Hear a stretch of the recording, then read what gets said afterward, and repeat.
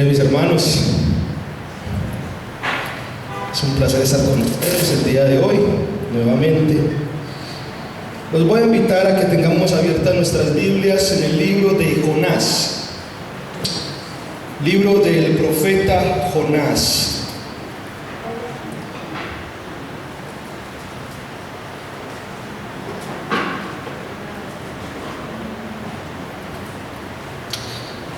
Y vamos a estar revisando un poco el capítulo 2. Y vamos a estar leyendo también el capítulo 2, pero antes de leer el capítulo 2, permítanme poner un poco en contexto lo que da lugar a esta oración tan fascinante.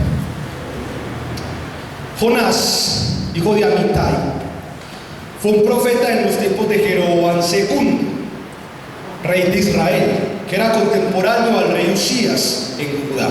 Recuerden que para los tiempos de Jonás había ya dos reinos divididos en toda la región que gobernaba anteriormente las 12 tribus de Israel.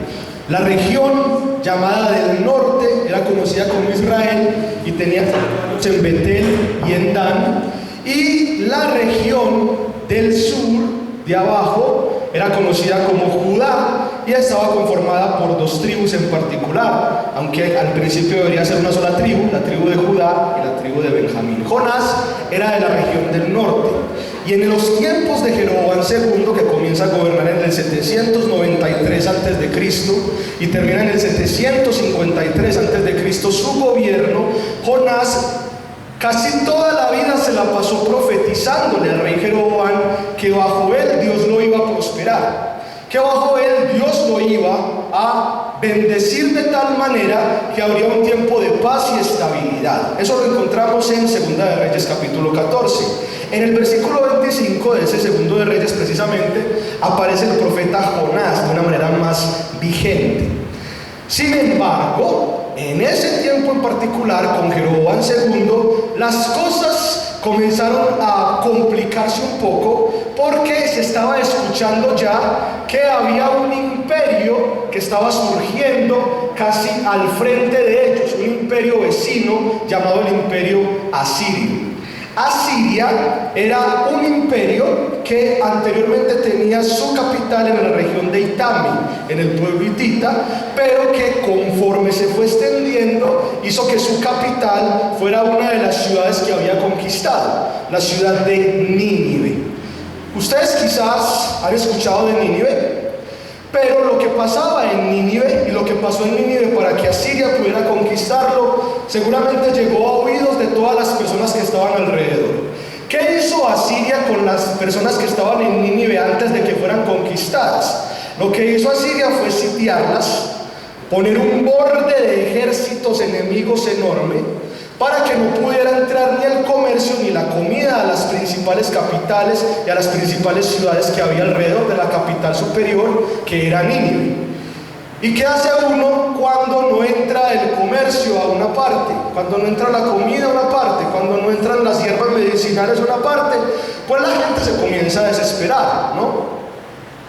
Algo muy parecido también a veces cuando cierran las vías principales para que no entre la comida, aquí como lo estamos viviendo en Colombia, que ya una manzana está a 2.200 pesos. ¿Cuándo habíamos visto eso, cierto?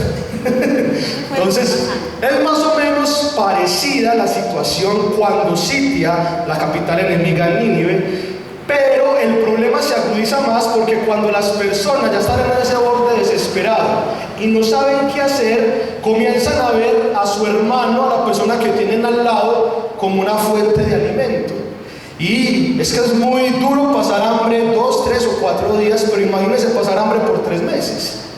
Ya la situación comienza como que a recrudecerse un poco más. Así fue conquistada Nínive. Muchas personas comenzaron a pelear entre sí para quitarse alimento, y algunas personas que ya estaban con la mente casi fragmentada comenzaron incluso a comerse entre ellos mismos dentro de Nínive. Las mujeres que pedía el imperio asirio, después de que habían pasado por todo eso y la capital fue por fin conquistada, fueron usadas por grandes de los regentes del imperio asirio en Nínive para ser prostitutas y para ser esclavas. Y los jóvenes fueron utilizados para poder reconstruir la ciudad que había sido totalmente destruida con trabajos forzados desde las 6 de la mañana hasta las 10 de la noche. Póngale eso, ¿no? ¿Cuántas horas son eso? 16 horas de trabajo. Desde las 6 de la mañana hasta las 10 de la noche. Claro, uno ve la atrocidad del imperio asirio y eso que todavía no se había contado siquiera cuando un general no le gustaba una ciudad y mandaba a prenderle fuego directamente y quemaba a las personas que estaban ahí con ellos. Ese era el tipo de imperio que representaba a Asiria. Y cuando conquistó a Nínive, la conquistó así. Eso llegó a oídos de todas las personas que había alrededor. Y Jonás no estuvo exento de la situación. Jonás, que había estado predicando en tiempos del rey Jeroboam II paz y prosperidad, escucha de repente la voz de Dios que le dice: Jonás, necesito que vayas a Nínive.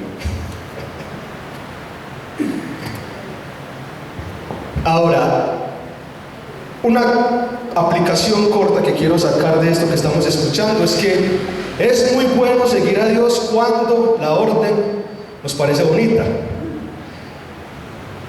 pero qué maluco es seguir a Dios cuando la orden no nos gusta para nada. Y Jonás tenía razones y justificaciones para que la orden no le gustaba. Señor, tú en realidad sabes lo que me estás pidiendo. Estas personas trogloditas, bárbaros, asesinos, que cuando quieren conquistar algo lo toman a la fuerza y no les importa lo que pase con la gente de la ciudad, ¿me estás diciendo que vaya a ellos? Y Dios le dice: sí, porque su maldad ha huido delante de mí. Jonás capítulo 1, versículo 2.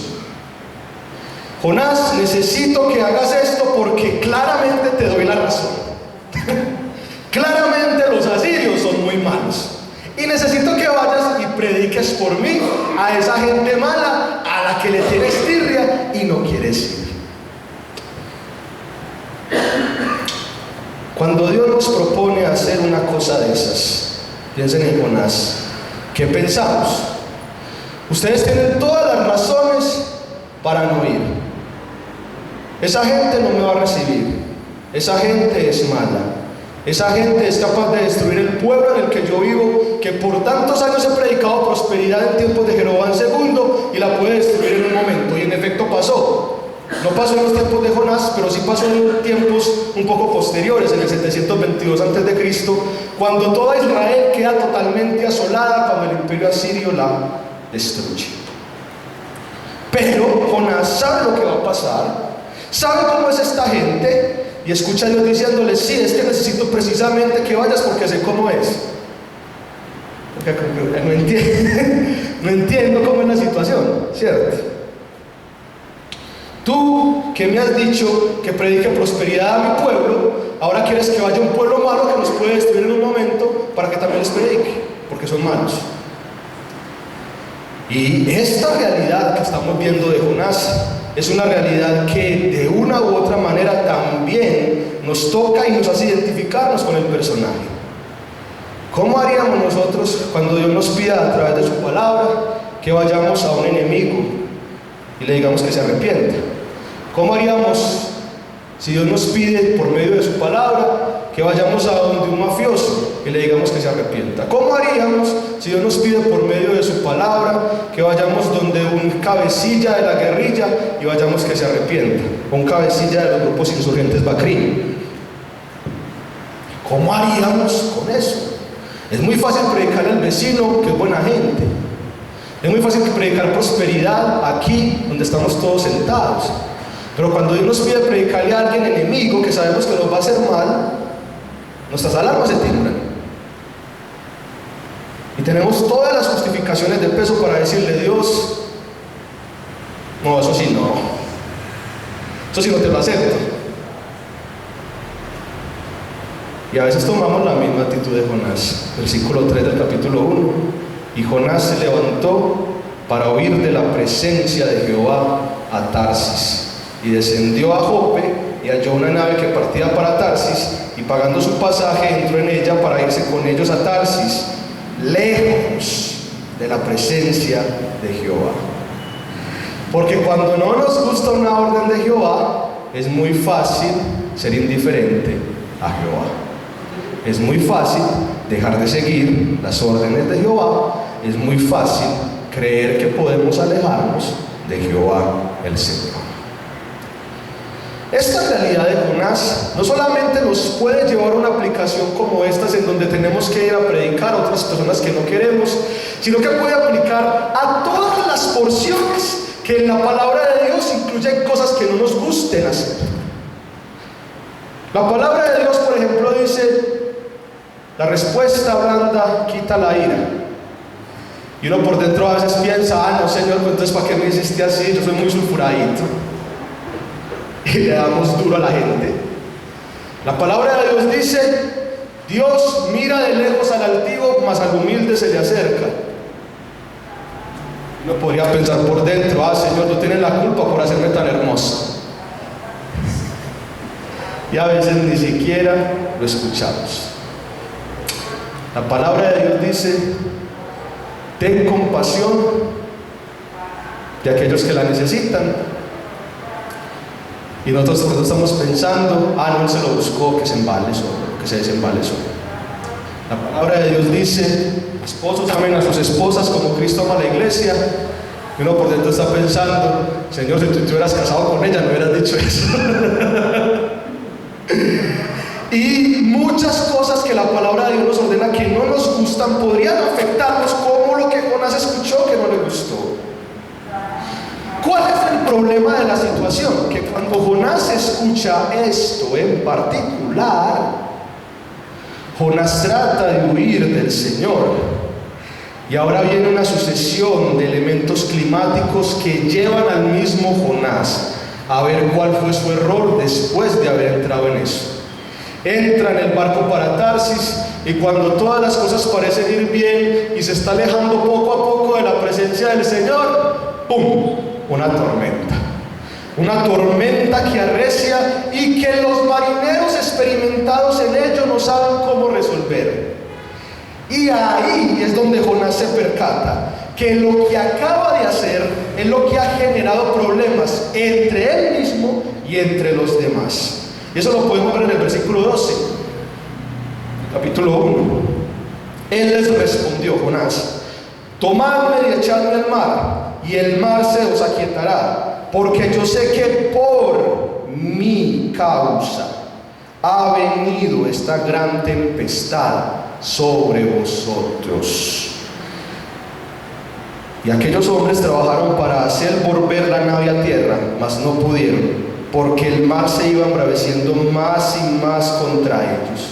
Versículo 14: entonces clamaron a Jehová y dijeron: te rogamos ahora, Jehová, que no perezcamos nosotros por la vida de este hombre, ni pongas sobre nosotros sangre inocente, porque tú, Jehová, has hecho como has querido. Ahora, no quiero que me malinterpreten. Hay cosas malas que a nosotros nos pasan sencillamente porque estamos en un mundo caído. Hay cosas malas que a nosotros nos pasan por el pecado de otros. Hay cosas malas, como le estaba pasando a estos pobres marineros, ¿cierto? Hay cosas malas que a nosotros nos pasan a veces por omisión o por falta de ver nuestro pecado. Y podemos preguntar tranquilamente, como preguntaba David en sus salmos: Señor, perdóname hasta los pecados que me son ocultos, porque no sé si ese pecado que yo ni siquiera vi puede afectar en algo, ¿cierto? Pero hay cosas malas que nos pasan y sabemos que nos están pasando porque en vez de escuchar la voz de Jehová, nos alejamos de Él. Y esta, a pesar de muchas de las cosas malas que nos pueden pasar, es una que le pasa a Jonás. Yo no sé si le ha pasado a cada uno de ustedes, a mí me ha pasado, y es duro lidiar con ese tipo de mal que nos está pasando. Porque cuando yo sé que un amigo se aleja porque me enojé sin justa causa y le pegué un puño, y recuerdo, la respuesta blanda quita la ira, yo digo, perdí una amistad por mí. Porque cuando yo sé que debo amar a mi esposa como Cristo ama a la iglesia,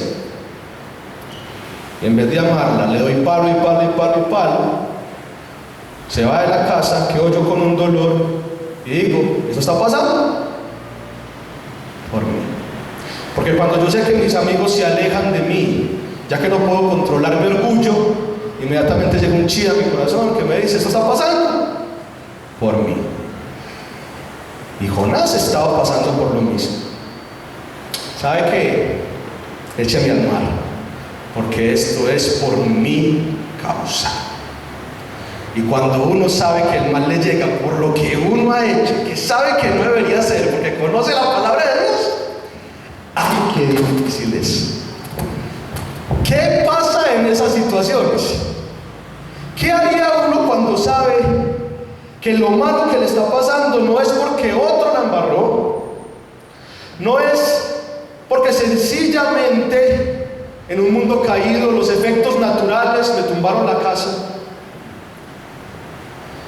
sino que son ese tipo de situaciones en donde yo puedo decir de corazón, esto me está pasando porque no cumplí el corazón de la palabra del Señor. Y hay tres situaciones que pueden llevar a eso. Una es la vergüenza extrema. Seguramente la Jonás la vivió en un momento, y yo no sé ustedes, pero yo también a veces he caído en esa vorágine de decir que por culpa de mi pecado estoy donde estoy, y a veces me da como que pena mirar al cielo, porque yo digo, no, yo cómo me voy a dirigir al Señor así con esto que acabo de hacer, qué pena, qué vergüenza. Y a veces eso puede generar en nosotros alejamiento paulatino del Señor. No, este Señor que me va a perdonar con lo que acabo de hacer, si Él claramente me lo llevo en su palabra y no soy capaz de hacer eso. Otra situación que puede pasar en nuestro corazón es la indiferencia. Decir, pues esto me está pasando por mí, pero ¿qué más le vamos a hacer? Apechugue y apriete. Vamos a tratar de salir solos de ella, porque sé que el Señor quizá me ayude, quizá no. Pero yo quiero que hoy pensemos en la actitud de Jonás.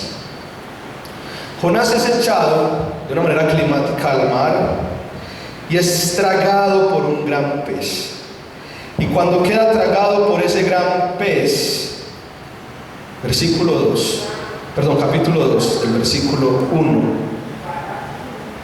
Jonás oró a Jehová su Dios desde el vientre del pez y dijo. Y vamos a dividir esta oración en tres partes, del versículo 2 al versículo 4, del versículo 5 al versículo 6 y del versículo 7 al versículo 9. Y quiero que juntos descubramos un poco lo que puede hacer uno en esa situación en donde uno sabe que la embarró y aún así no sabe qué hacer delante de Dios. Jonás oró a Jehová su Dios desde el vientre del pez en una situación climática. Yo no sé también si a ustedes les ha pasado eso. Cuando la embarran completamente, en ese momento de vergüenza extrema por lo que han hecho, cuando están ya en la inmunda, están por tocar fondo, pueden hacer dos cosas: o terminar de revolcarse en el fondo y quedarse ahí, o mirar arriba. Llegan esas situaciones extremas en donde por culpa de lo que hemos hecho, una de dos cosas tienen que salir. Ya a Jonás le salió la segunda. Oró a Jehová desde su pozo más profundo, desde el vientre del pez. Y esta primera sección del versículo del 2 al 3, me gustaría que la leyéramos. Dice: invoqué en mi angustia a Jehová y Él me oyó. Desde el seno del Seol clamé y mi voz oyó. oíste. Me echaste a lo profundo, en medio de los mares, y me rodeó la corriente. Todas tus ondas y tus olas pasaron sobre mí.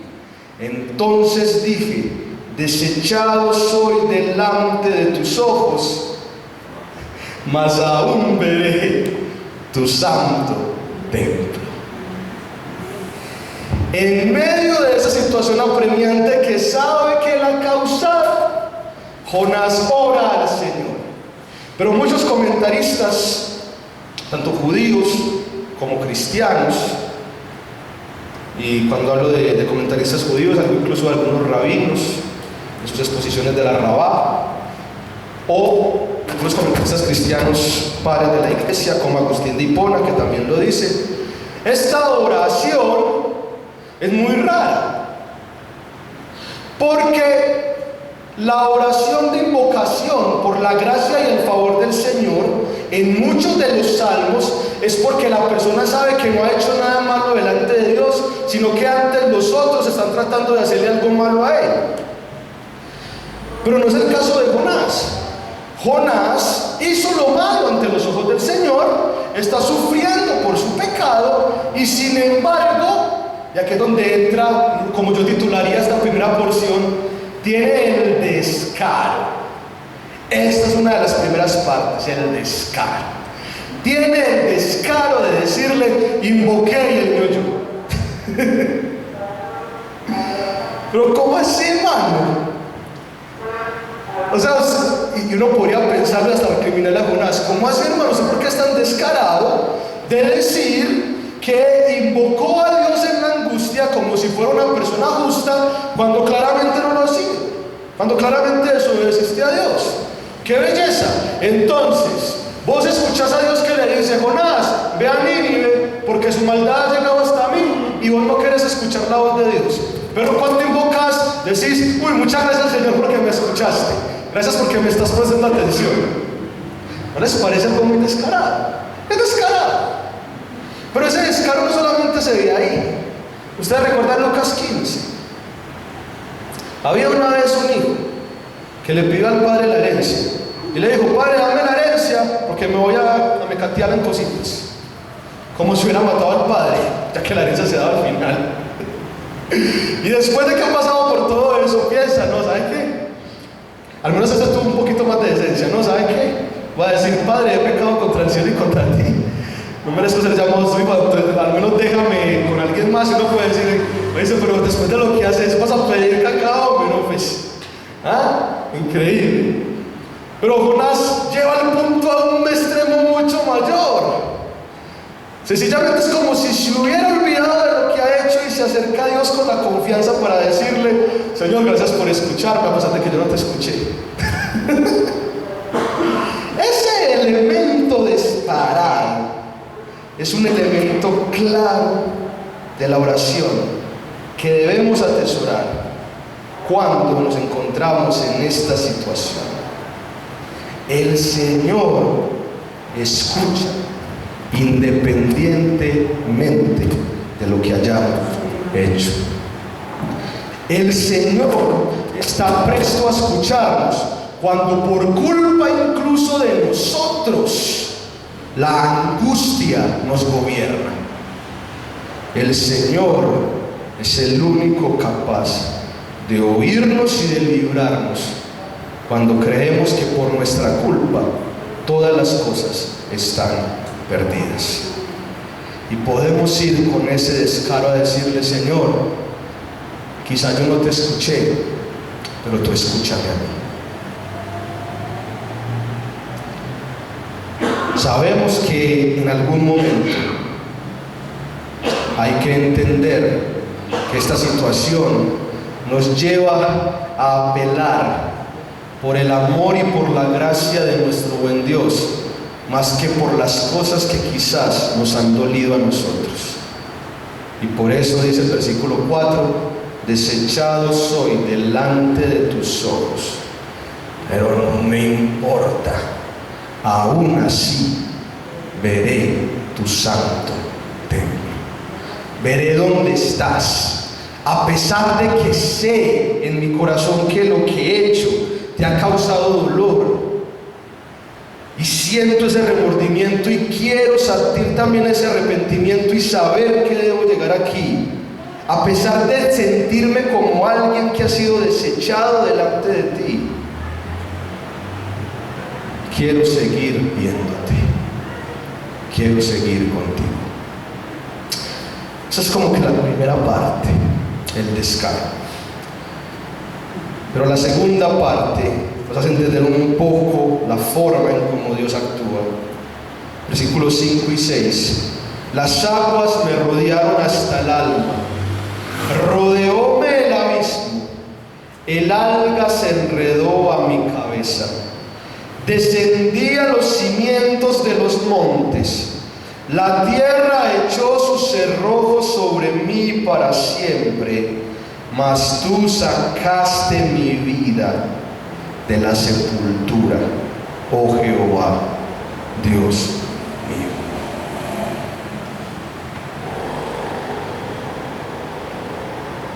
La intensidad de esta segunda parte superior nos muestra que Dios sabe la situación en la que estamos, sabe que llegamos a esa vorágine de pecado por nuestra culpa, sabe que hemos llegado a ese momento en donde en últimas debíamos estar por culpa de lo que hemos hecho. Sabe que incluso podemos llegar hasta el punto de estar muriendo por lo que hemos hecho. Pero, dice Jonás, tú, Señor, sacaste mi vida de la sepultura.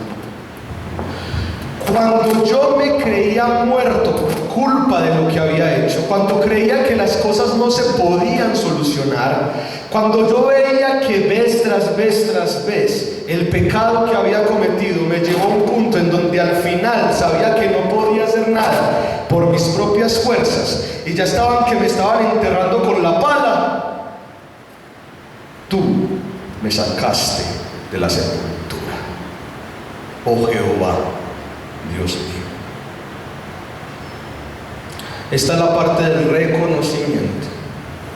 Descargo, reconocimiento. Es imposible salir del pecado que hemos cometido por nosotros mismos. Cuando más queremos arreglarlo por nuestras fuerzas, más se puede complicar.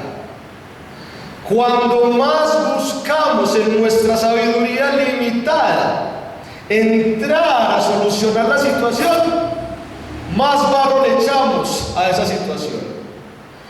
Cuando ya estamos desesperados y decimos, pero entonces ¿yo qué puedo hacer para arreglar esta cosa? Cuando por fin estamos desesperados y vemos que no nos sirve lo que nosotros hacemos, ¿qué es lo único que queda? Que Él nos rescate. Ay, en esas situaciones, y créanme, el Señor a veces nos lleva a esas situaciones en donde nosotros hemos pecado para enseñarnos esta verdad. Solamente cuando pecamos y estamos tratando de solucionar las cosas por nuestros propios medios y vemos que ni esta funcionó, esta lo empeoró y esta lo llevó hasta su límite, muchas cosas estas el Señor mismo las permite para que entendamos que nunca se va a solucionar el pecado que hemos cometido por las virtudes que tenemos. Nunca se va a solucionar el pecado que hemos agrandado por la pericia o la sabiduría que podemos meterle al asunto. Lo único que soluciona el problema es que Él actúe. Él, incluso en medio del pecado que nosotros hemos cometido, es el que tiene que dar la solución. Y qué fácil es a veces caer en eso. Porque cuando alguien está pecando contra nosotros, por ejemplo, cuando un jefe se enoja mucho contra nosotros, cuando nosotros no hemos hecho nada malo, podemos clamar a Dios y decirle, Señor, pues entonces, ¿cierto? Pero cuando nosotros somos los del problema, inmediatamente como que se nos pierde el chip, dejamos de pensar en Dios y decimos, ¿y ahora cómo arreglo yo esto? Y lo que debemos hacer es lo contrario. Cuando antes nosotros seamos los del problema, lo primero que debe estar en nuestro corazón es: Señor, sácame.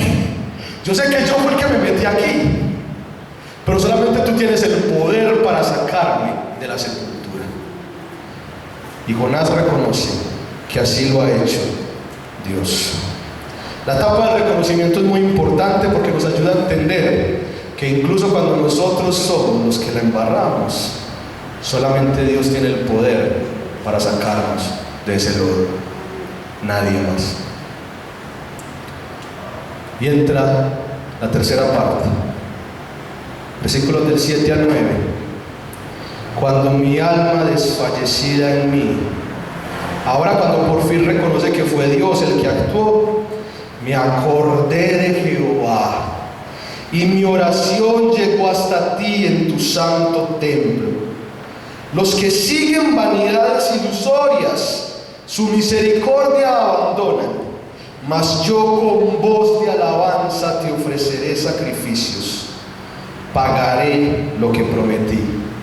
La salvación es de Jehová. Esta tercera parte es la parte del recuerdo y la acción, parte del descaro, parte del reconocimiento, parte del recuerdo y la acción. Si bien el Señor sabe lo que tiene que hacer con Jonás, y Jonás sabe que el único que puede solucionar el problema en el que él solito se metió no es él, sino que tiene que ser Dios, cuando su alma desfallece y dice: Señor, tienes que actuar tú, entra una acción directa de el profeta: me acordé de Jehová. Cuando estemos en esas situaciones, lo primero que también debemos hacer es acordarnos de Dios. Es volver a llenar en nuestros recuerdos aquellas cosas que aparecen en su palabra, de cómo Él salva al que lo necesita, de cómo Él se acerca a quien lo pide, de cómo Él ama a quien ni siquiera lo merece, como nosotros. Se acuerda de que Dios es así y entonces ora más fervientemente. Noten que hay una doble oración aquí. Está la oración que Jonás está haciendo, pero está la oración que realiza cuando se acuerda del Señor. Y entonces dice: los que siguen vanidades ilusorias, su misericordia abandonan. Y entra la acción: mas yo con voz de alabanza te ofreceré sacrificios.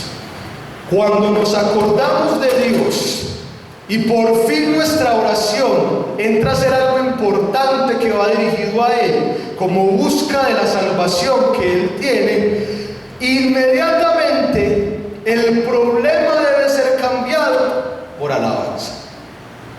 El problema debe ser transformado por saber y tener un corazón agradecido de que Él ha hecho todo por salvarme.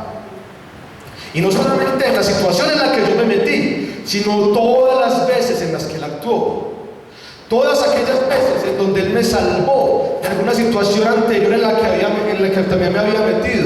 Todas las veces en las que Él me salvó de situaciones que otros habían provocado. Todas las veces en las que Él me salvará de las cosas que yo desconozco.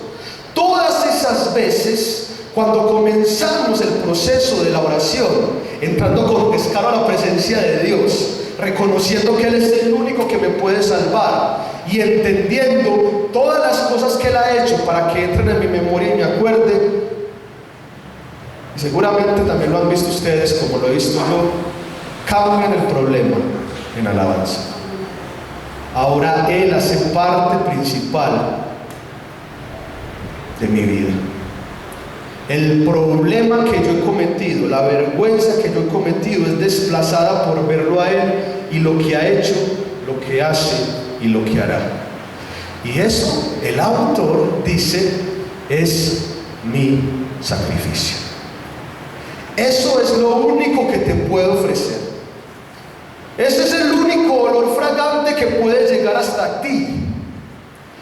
Esa es la manera en cómo yo pago lo que prometí. Cuando esté en esa situación, te alabaré. Qué tan difícil es alabar a Dios, ¿no? Cuando uno sabe que ha cometido el mal que quiere arreglar. Pero Jonás entiende que esa debe ser precisamente la alabanza que debe llegar a Dios cuando hemos recordado lo que Él ha hecho por nosotros. Ese es precisamente el sacrificio que debemos ofrecer cuando recordamos lo que Él ha hecho por nosotros.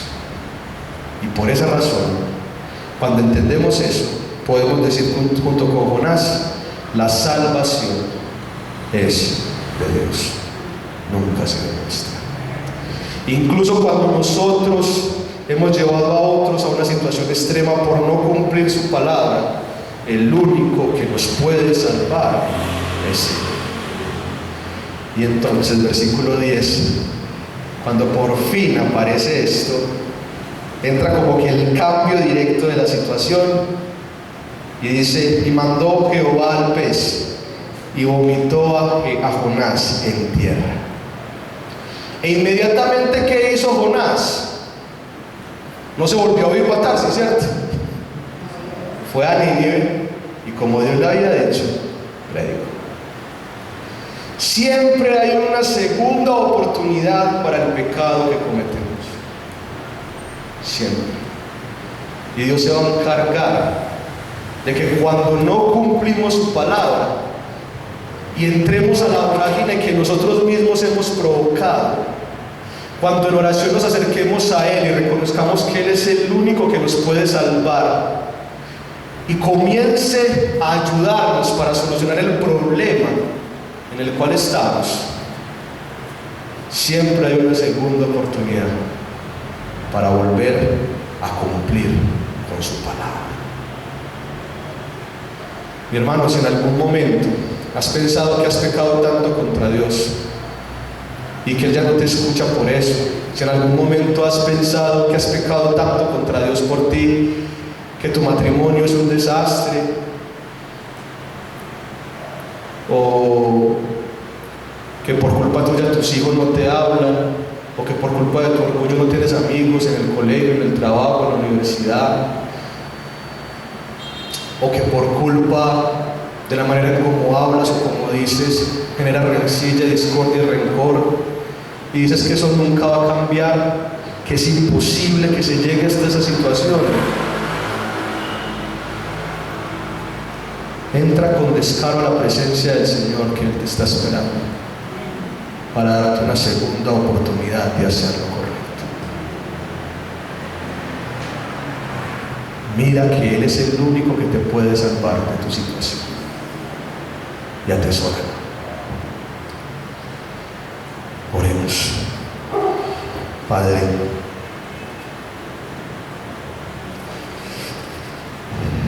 Tú eres el único que nos puede salvar. La salvación es tuya. Por eso,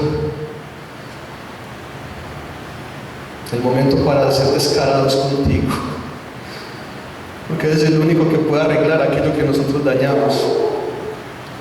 No solamente arregla lo que otros dañan, sino lo que nosotros dañamos. Ayúdanos a acercarnos a ti cuando eso suceda,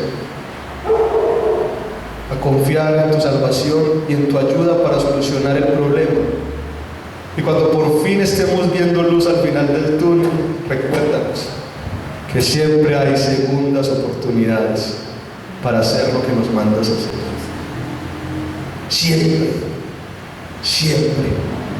Tú siempre estás con el corazón abierto para escucharnos y para sacarnos de aquello que hemos provocado. La salvación es del Señor. Y por eso oramos a ti, Señor. y solo a ti. Yo pido que ahí donde está, entre en un momento de oración al Señor, y si en algún momento su alma se ha visto afectada por aquella cosa que cumplieron o que incumplieron de su palabra, y que solo llevan un problema hace 20, 30 años y no han salido de él, hace 10 días, una semana,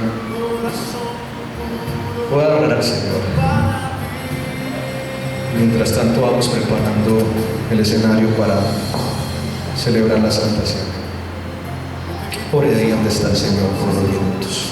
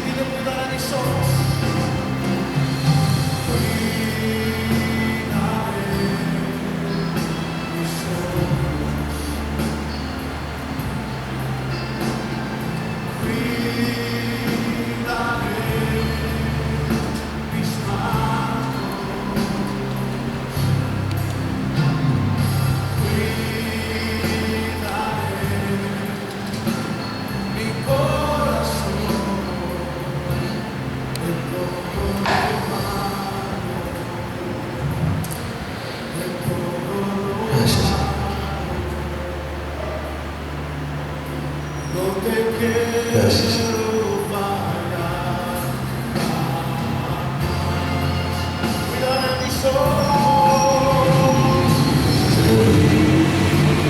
Volvernos a acercar, volvernos a escuchar a pesar de haber pecado.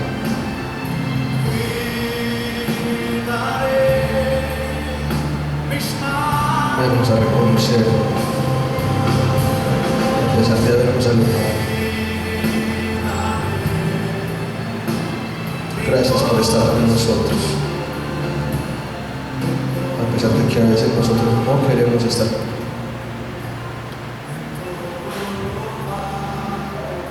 Por amarnos, amarnos de forma incondicional. Gracias, Señor. Vamos a cumplir tu voluntad. Pero cuando no podamos, ayúdanos a clamar a ti, que eres el único que nos puede salvar de nosotros mismos, para volver a intentar con fuerza hacerlo. Gracias al sacrificio de Cristo en la cruz. Queremos ser hombres íntegros ante tu presencia, Dios. Permítanos ser esos hombres. Dice 1 Corintios, capítulo 11, en voz del apóstol Pablo, la palabra de la cena del Señor. Y antes de leerla voy a pedir a la hermana Erika, hermana Luisa, que se acerquen al lugar. Ellos van a estar repartiendo para que se queden en sus puestos, y después revisemos un poco más el número de contagios a sus puestos, y van a llevarles el pan y el vino. Luego de que lo recibamos, vamos a leer la palabra del Señor para compartir juntos de esta ordenanza en memoria de Dios que Él nos ha dado. Así que les invito a que paz en cada uno.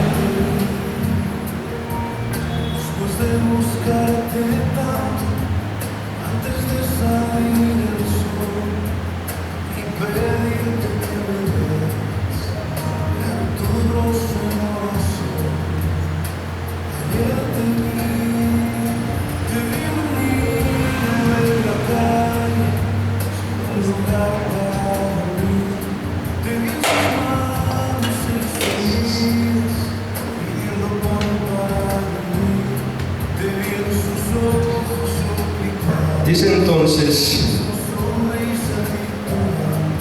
1 Corintios capítulo 11, versículos del 23 en adelante: porque yo recibí del Señor lo que también os he enseñado, que el Señor Jesús, la noche que fue entregado, tomó pan y, habiendo dado gracias, lo partió y dijo: tomad, comed, esto es mi cuerpo que por vosotros es partido. Haced esto en memoria de mí. Mis hermanos, tomemos y comamos, recordando que el cuerpo de Dios fue molido y partido en nuestro beneficio. Participemos del pan.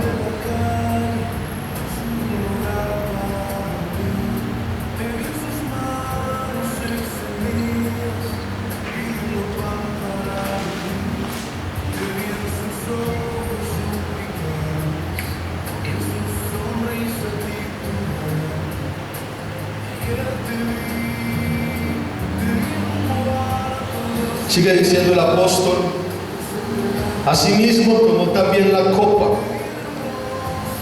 después de haber cenado, diciendo: esta copa es el nuevo pacto en mi sangre. Haced esto todas las veces que la bebiereis en memoria de mí.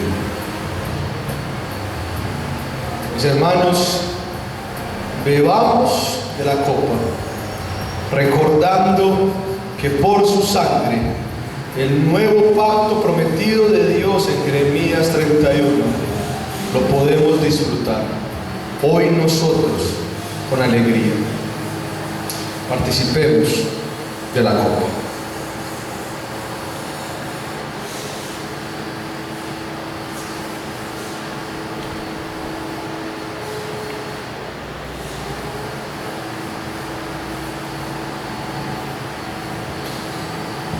Concluye diciendo el apóstol: así pues, todas las veces que comiereis este pan y bebiereis esta copa, la muerte del Señor anunciáis, que Él venga.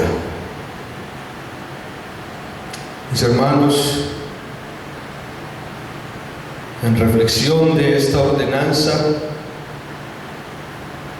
anunciamos que el Señor Jesucristo, nuestro Señor, murió por nosotros.